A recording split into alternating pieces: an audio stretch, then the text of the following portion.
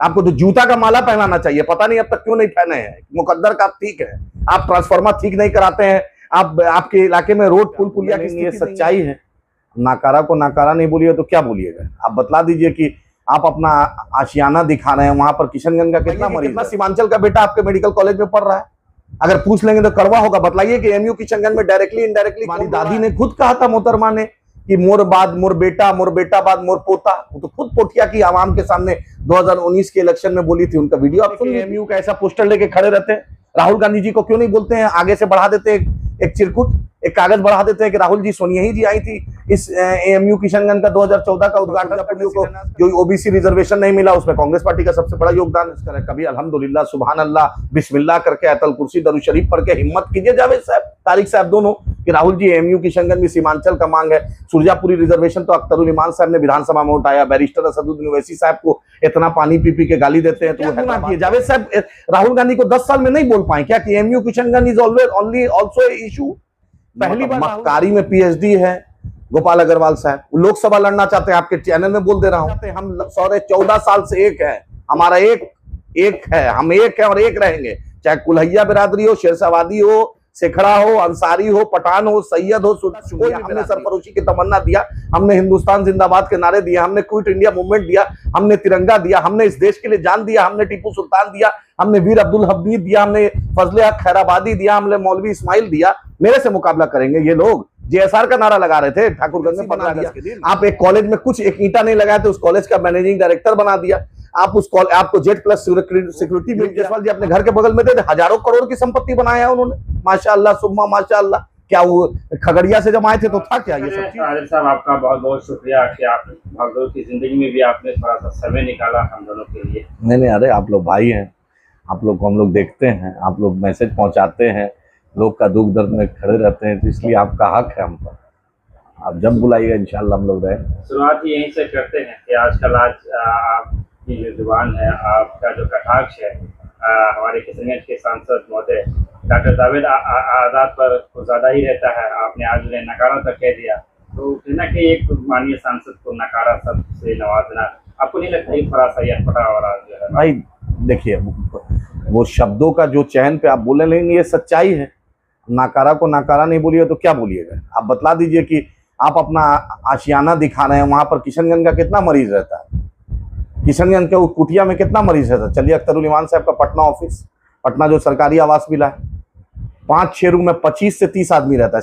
सिर्फ अमोर का नहीं, कोचा दामन का भी, बहादुरगंज का भी आ सकता है, बलरामपुर का भी जा सकता है, मनिहारी परानपुर का भी जा सकता है। नेता का मतलब होता है पब्लिक का चीज था ना, वो सरकारी प्रॉपर्टी है ना। आप बहुत बड़े जमींदार के लड़का है अपने घर में एक अपना घर बना लीजिए, उसका वीडियो शूट कराइए, वो पब्लिक प्रॉपर्टी है, वो किशनगंज की आवाम के पसीने का खुशबू है वहां, उसका हक है। आवाम को पॉलिटिकल पार्टी में आप है, आप एमपी हैं, एमएलए हैं, तो आपको क्रिटिसिज्म झेलना पड़ेगा और सच्चाई सुनने का आपका हक है। आप लेके एमयू का ऐसा पोस्टर लेके खड़े रहते हैं, राहुल गांधी जी को क्यों नहीं बोलते हैं, आगे से बढ़ा देते हैं एक चिरकुट, एक कागज बढ़ा देते हैं कि राहुल जी सोनिया ही जी आई थी इस एमयू किशनगंज का 2014 का उद्घाटन करने, शिलान्यास करने, क्यों नहीं अभी तक एमयू बना? उन क्या बोलेंगे? नाकारा नहीं बोले तो क्या बोले? इसमें गलत बोल दिए। आप आजाद फाउंडेशन के चलते आप 10 लोग को रखकर आप सोशल मीडिया में लगाते हैं। आपका नहीं जानते, आपका FCRA हम नहीं जानते हैं, आपका नहीं जानते हैं कि चार्टर्ड अकाउंटेंट कौन है, आपका क्या किधर से पैसा आ रहा है, किस इस धान का कोटी उस धान में, उस धान का कोटी उस धान में, हम लोग को जानकारी नहीं है। यह सब जानकारी रहता है। इज्जत दे रहे हैं तो इज्जत रखिए। हाँ, हुसैन आजाद साहब बन के दिखाइए, आपके जो वालिद मोहतरम थे, औसत कद्दावर लीडर सीमांचल का, जो पटना में लगता था कि हुसैन आजाद साहब कोई मंत्री है, कोई एमएलए है, कोई एक कांग्रेस की बेबाक आवाज थे हर मामले में। मैं जानता हूं, मेरे फादर डिप्टी कलेक्टर थे, पहली पोस्टिंग डिगल बैंक में हुई थी। उस वक्त बताते हैं कि उस वक्त हुसैन आजाद साहब थे, रफीक साहब थे मरहूम, उस वक्त औसत बन के तो दिखाइए, अपने अब्बा की तरह तो बन के दिखाइए। आप अकेले पोस्टर रह के एमयू किशनगंज में आप क्या दिखाना चाहते हैं? कांग्रेस पार्टी ने, मैं चैलेंज आपके सामने बोलता हूं, सुरजापुरियों को जो ओबीसी रिजर्वेशन नहीं मिला उसमें कांग्रेस पार्टी का सबसे बड़ा योगदान है। बताइए इसमें क्या गुना है? अरबी फारसी यूपीएससी से हट गया, इसमें कांग्रेस पार्टी के कार्यकाल में हुआ। 5% माइनॉरिटी का मुसलमानों को रिजर्वेशन यूपी चुनाव में 2012 से पहले कैबिनेट से पास किए, कुछ नहीं हुआ। आएंगे हम कांग्रेस पे ही, लेकिन जरीफ हुसैन पे बात हो रही थी, उसी पे बात कर लेते हैं। आप कह रहे हैं जिस मुद्दे पर बखूबी रख रहे हैं, लेकिन आपकी जो पार्टी की विधायक कोचा दामन सरवराज साहब ने बातचीत की थी, तो उन्होंने कहा था, उनका वीडियो क्लिप भी है मेरे पास, कि जवान लड़का है, अगर उन्होंने वीडियो बना भी दिया तो कौन सी बड़ी बात है, इस पर राजनीति नहीं होनी चाहिए। तो हम लोग राजनीति, अरे भाई इसमें राजनीति कहाँ कर रहे हैं? अरे उसको सिखा रहे हैं कि तुम जिंदगी में आगे जाओगे तो अभी सीखो, अभी सीखो, अभी बच्चा हो। तुम्हारी दादी ने खुद कहा था मोहतरमा ने कि मोर बाद मोर बेटा बाद मोर पोता। वो तो खुद पोठिया की आवाम के सामने 2019 के इलेक्शन में बोली थी। उनका वीडियो आप सुन लीजिए, उन्हीं को बतला रहे हैं, ऐसे बड़ा भाई बतला रहे हैं। तुम जूनियर एडवोकेट भी हो, तुमने सिम्बायोसिस से पढ़ाई की, हम बहुत अच्छा लगा कि अच्छे कॉलेज से पढ़े, फिर बाहर जाके पढ़े, अच्छी बात है, तो मुबारकबाद दे रहे। ये बातचीत में निकला था कि भाई किसी ने बोला, वीडियो देखा, लोग पूछेगा तो जवाब देंगे ना भाई।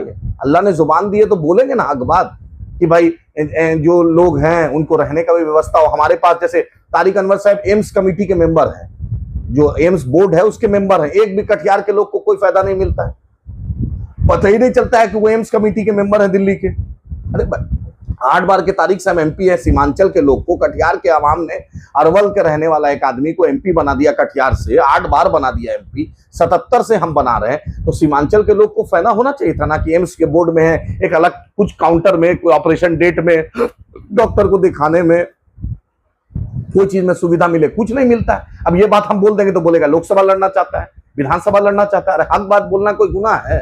आप एमपी हैं, आप पीछे बैठते हैं जावेद साहब, राहुल जी को बैठा दीजिए। जेनजी पे बात कर रहे हैं राहुल जी, स्टूडेंट लोग का प्रेस कॉन्फ्रेंस कर रहे हैं, कभी अल्हम्दुलिल्लाह, सुभान अल्लाह, बिस्मिल्लाह करके आयतल कुर्सी दरूद शरीफ पढ़ के हिम्मत कीजिए जावेद साहब, तारिक साहब दोनों, कि राहुल जी एमयू किशनगंज में सीमांचल का मांग है। सुरजापुरी रिजर्वेशन तो अख्तरुल इमान साहब ने विधानसभा में उठाया। बैरिस्टर असदुद्दीन ओवैसी साहब को इतना पानी पी के गाली देते हैं, तो वो हैदराबाद के एक एमपी, उन्होंने सुरजापुरी रिजर्वेशन एक बार नहीं 10 बार हर प्लेटफॉर्म पे उठाए।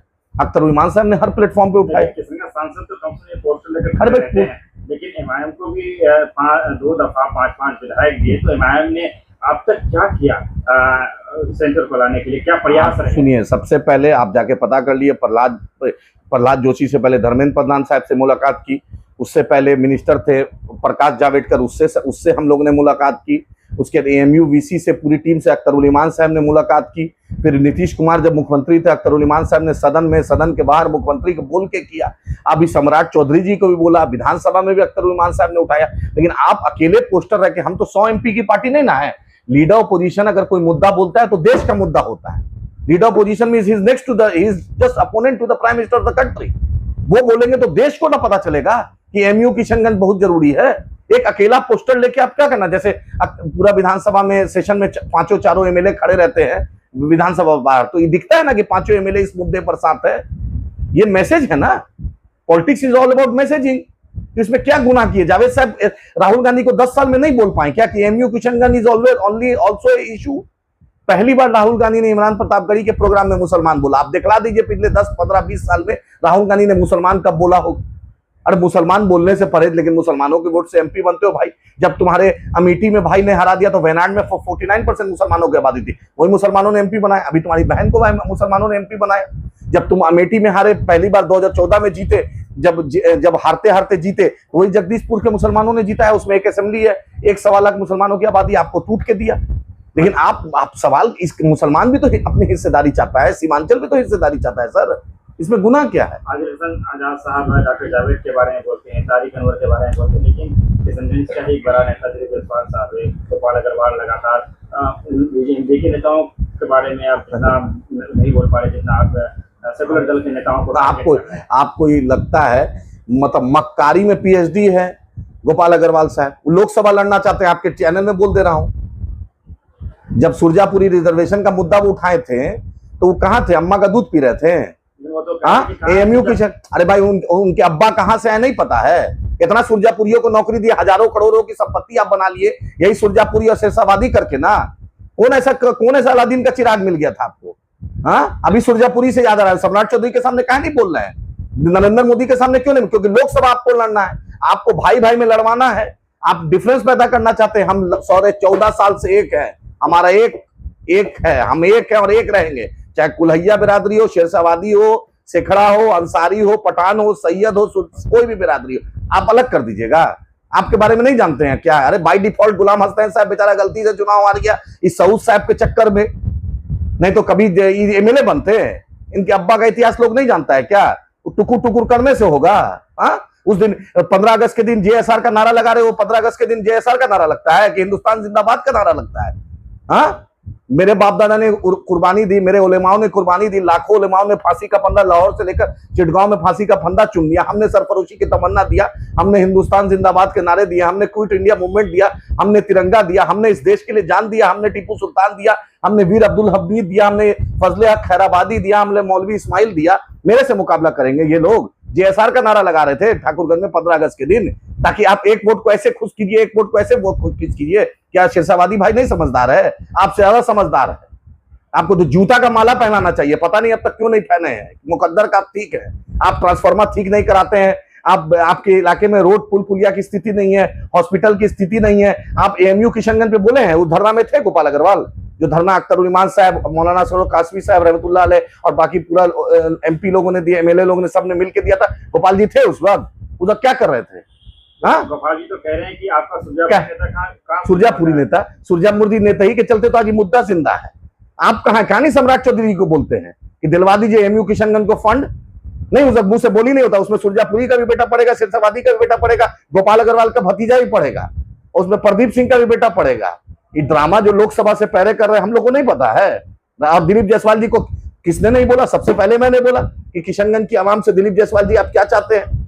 आपको एमएलसी बना दिया, आप एक कॉलेज में कुछ एक ईंटा नहीं लगाया तो उस कॉलेज का मैनेजिंग डायरेक्टर बना दिया, आपको जेट प्लस सिक्योरिटी मिल गया, आपको किशनगंज के अवाम ने बीजेपी प्रदेश अध्यक्ष बना दिया, आपको कैबिनेट मिनिस्टर बना दिया। अब अल्लाह से क्या तमन्ना करते हैं? पूरी कायनात तो अल्लाह ताला ने आपको निछावर कर दी। बतलाइए कि कितना सीमांचल का बेटा आपके मेडिकल कॉलेज में पढ़ रहा है? अगर पूछ लेंगे तो कड़वा होगा। बतलाइए कि एमयू किशनगंज में डायरेक्टली इनडायरेक्टली कौन रो रहा है? बतला दीजिए। ब्लॉक की घुसखोरी, अभी तो रेवेन्यू मिनिस्टर है ना, लैंड रिफॉर्म मिनिस्टर है ना, अभी ब्लॉक में घुसखोरी कितना होती है? बिना घुसखोरी के कोई म्यूटेशन हो रहा है, परिजमन हो रहा है, कुछ हो रहा है? बतलाएं कितना विजिलेंस का टीम का छापा मरवा रहे हैं? बतलाइए एमयू किशनगंज में दिलीप जायसवाल जी क्या बोलेंगे? हमने एक अख्तर उल साहब ने रूई धासा मैदान की बात की कि आवाम लोगों को पैदल चलने में सहूलत हो। दिलीप जायसवाल जी अपने घर के बगल में दे, हजारों करोड़ की संपत्ति बनाया है उन्होंने, माशाअल्लाह सुम्मा माशाअल्लाह। क्या वो खगड़िया से जब आए थे तो था क्या ये सब चीज? अब आप लोग की जो